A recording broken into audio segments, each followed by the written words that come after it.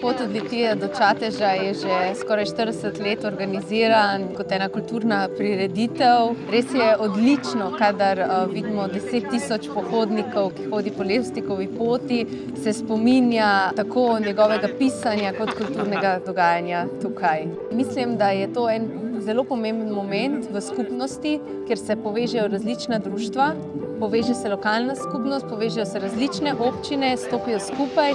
Vsekakor se je pohod usidral v srca občanov, občank in širše Slovenije in moram reči, da je vzdušje prekrasno. Tovrstne prireditve so res tiste osrednji stebri skupnosti, ko se spomnimo tako naše zgodovine, tradicije, kot tudi kaj nas dela kot družbo. Vsekakor pa je dobro, da se poveže kultura, športni dogodek in pa seveda kulinarika.